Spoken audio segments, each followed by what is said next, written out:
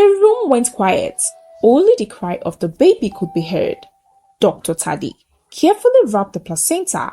His hands moved slowly, as if the whole town's secret was in that cloth. He looked up, then stretched it out, and handed it over to Nimi. From that moment, Nimi town would never remain the same.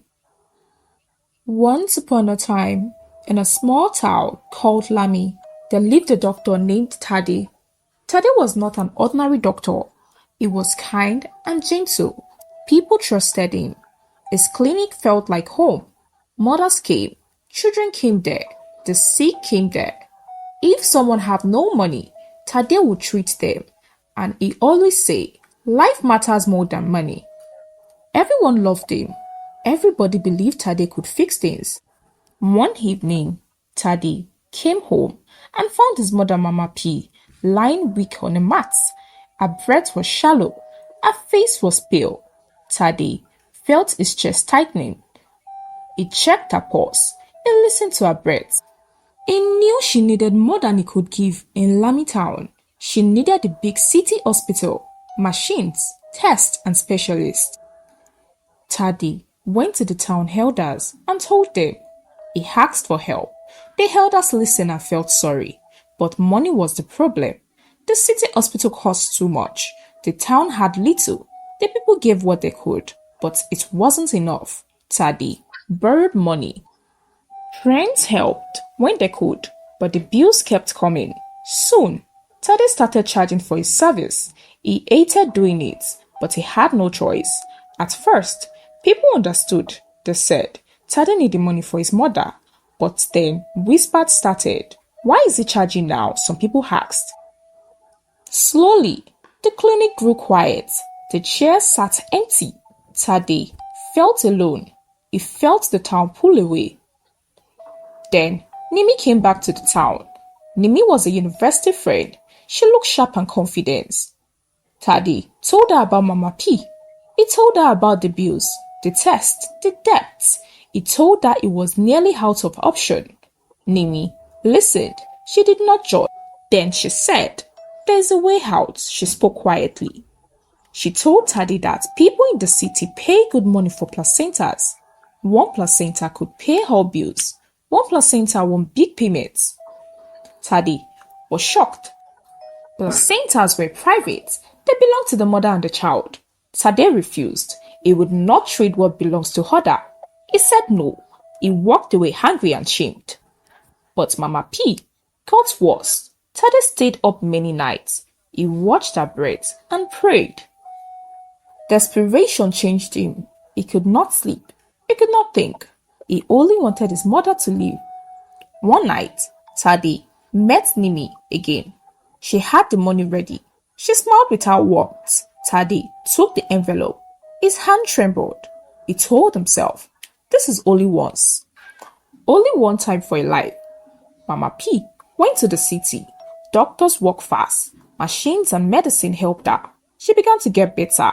When Mama P laughed again, Tade felt relief and shame at the same time.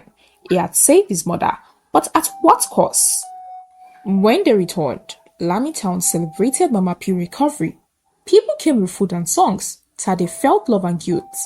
He promised to go back to caring for the poor. The clinic filled again. Babies were born. People healed. But Tade carried the secrets. He wrapped each placenta himself. He handed mothers a wrapped bundle and told them to bury it. Most mothers accepted and thanked him. They left happy. They did not check what is inside the nylon. Tade told himself that this was for a greater good. He said it was one time. He believed it, but one time became more than one. Two midwives began to watch. Their names were Susu and Nora. They had sharp eyes and kind minds. They had delivered many babies. Susu felt something was wrong. Nora felt it too. The placenta seemed to disappear too fast. The bundles felt lighter. Tade was too secretive. Susu and Nora talked quietly. They watched the coming and going at the clinic. They noticed Nimi visiting sometimes. They noticed notes and little envelopes. They decided to act slowly. They would collect proof. They would not accuse without evidence. They were careful. They were brave. One busy night, many women came to give birth. The clinic was full. Midwife moved fast. The hair was thick with hope and fear. Amina, a young mother, pushed and cried. The baby came. Joy filled the room. Tade reached for the placenta like always. He wrapped it fast. He moved towards his office. Susu stepped forward. She said loud but calm, Tade, let me hand the placenta to the mother. Surprised, Tade hesitated. Susu had prepared a decoy bundle.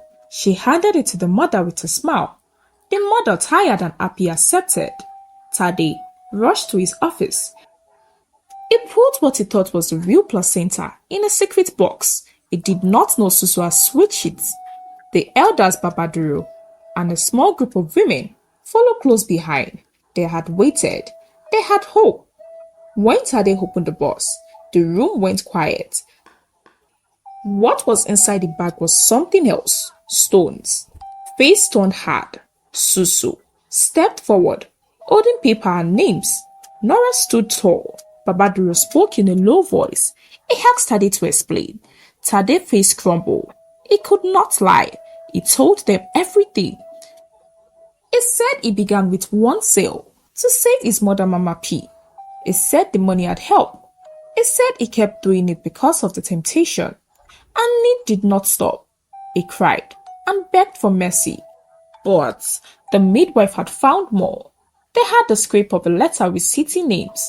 They had notes with receipts. They had a pattern. Nimi was more than a loan buyer. She was a broker in a larger ring.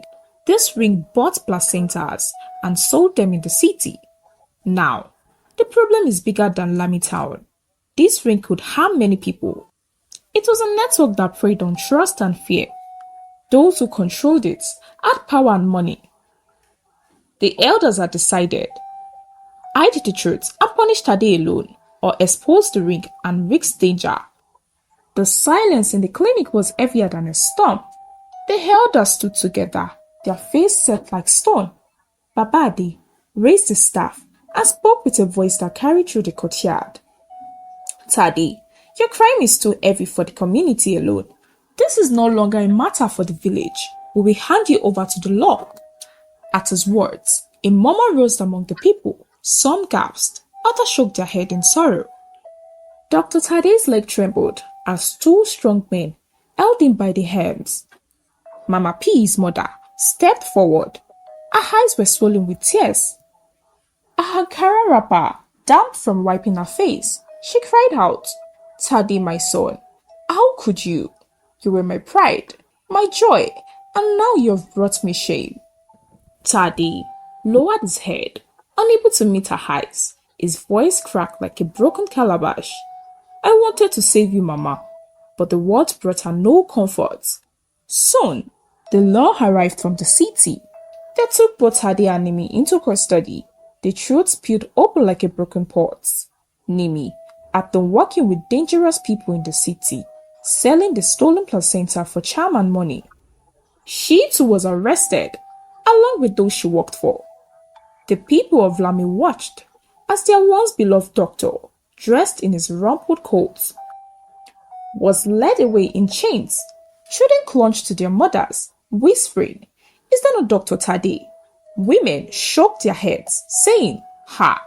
What a waste! What a fail!" In the end, Tade faced trial. The shame of his deed followed him like a shadow. No matter how smart someone thinks they are, evil will never win.